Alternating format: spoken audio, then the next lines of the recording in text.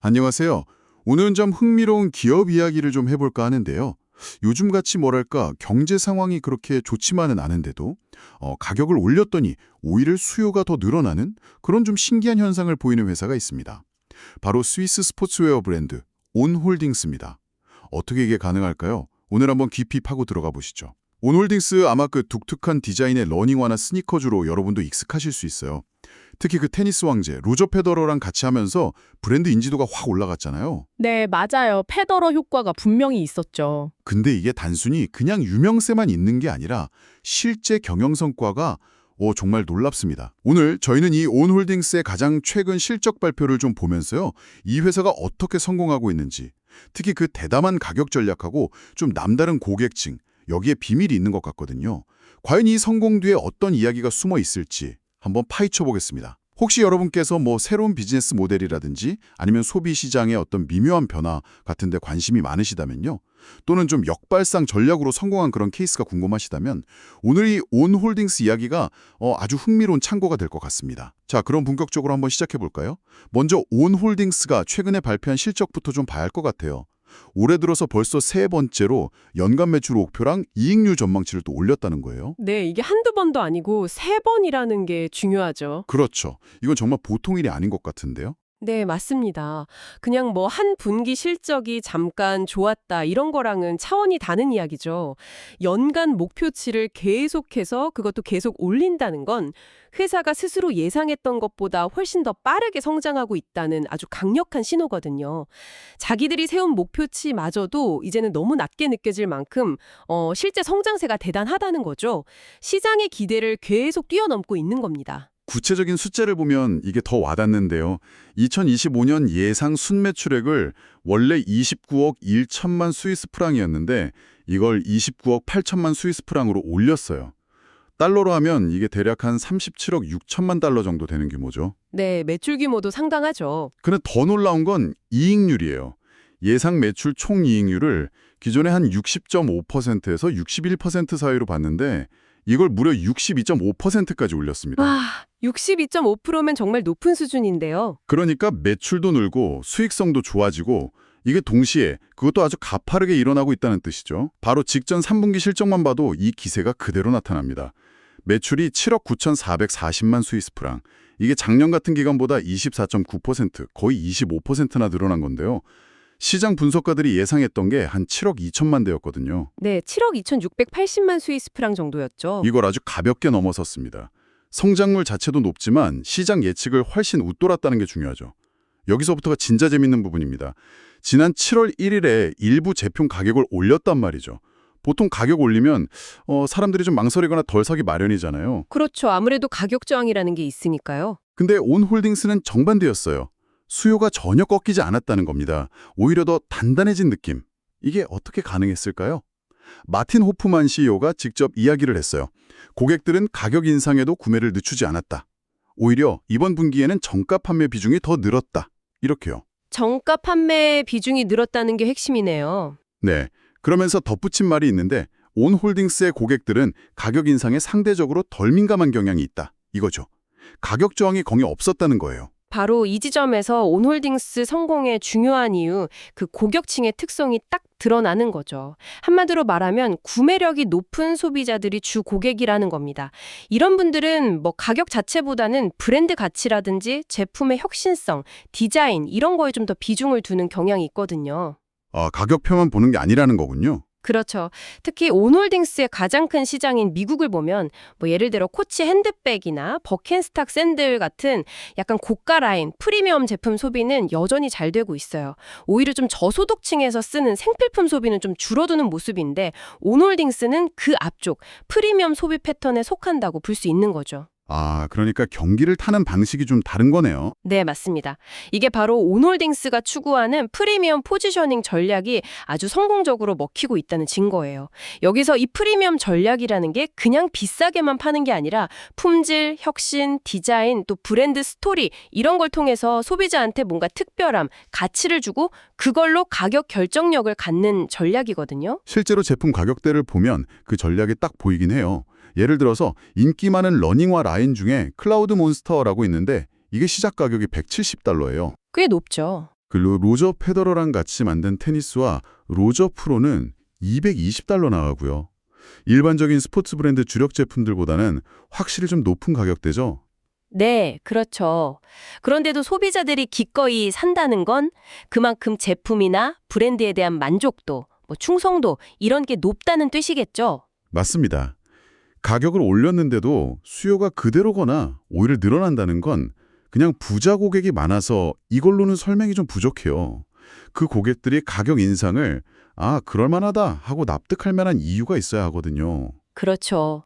이유 없는 가격 인상은 반발만 살 테니까요. 네, 그러니까 지속적인 제품 혁신이라든지 뛰어난 성능, 디자인도 매력적이고 또 로저 페더러 같은 상징적인 인물하고 연결해서 브랜드 가치를 계속 높이는 노력, 이런 것들이 다 뒷받침됐기 때문에 가능한 일입니다. 소비자들이 이 정도 가격이면 낼 만한 가치가 있지, 이렇게 느끼게 만드는데 성공한 거죠. 이런 놀라운 성장이 또 특정 지역에만 머무르는 게 아니라는 점도 봐야 해요. 물론 북미 시장이 제일 크긴 하지만 다른 지역에서도 성장세가 엄청납니다. 특히 아시아 태평양 지역 성장이 정말 눈부신데요. 3분기 매출이 작년 같은 기간보다 무려 94.2%나 늘었어요. 94.2%?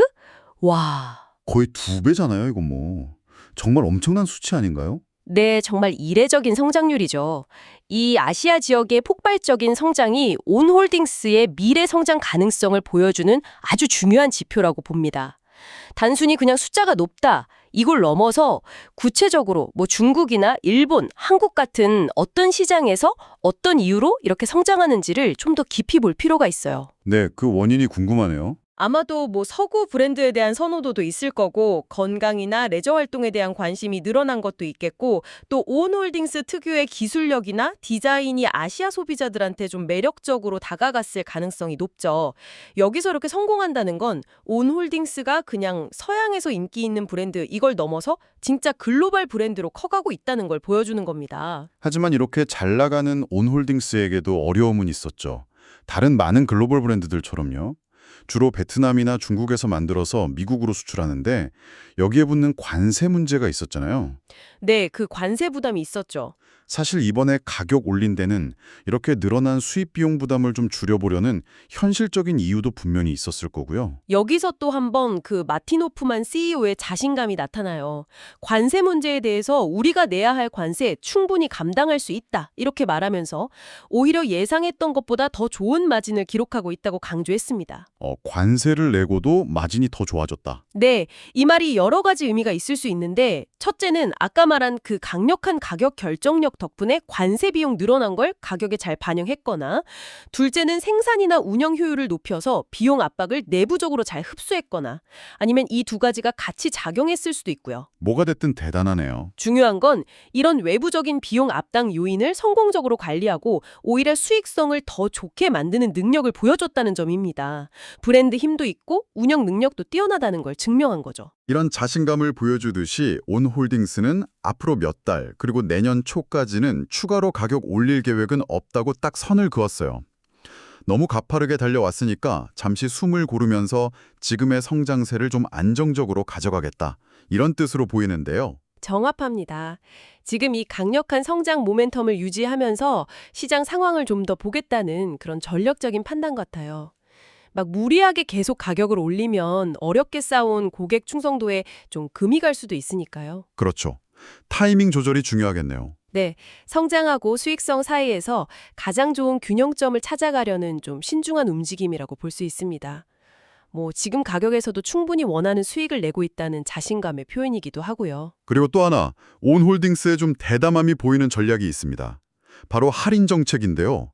특히 이제 연말 쇼핑 시장 다가오면 대부분 스포츠웨어 브랜드들은 막 재고 털고 매출 늘리려고 엄청나게 할인 경쟁하잖아요. 네, 연말 세일은 거의 공식이죠. 근데 온홀딩스는 이런 흐름에 안 따라가고 정가 판매 정책을 계속 유지하겠다는 거예요. 다들 막 세일한다고 난리인데 혼자 우린 세일 안 해요. 이러는 격인데 상당히 이례적이죠. 굉장히 과감한 결정이죠. 이건 단기적인 매출 잠깐 늘리는 것보다는 장기적으로 우리 브랜드 가치를 지키는 게 더 중요하다. 이런 확고한 의지를 보여지는 겁니다.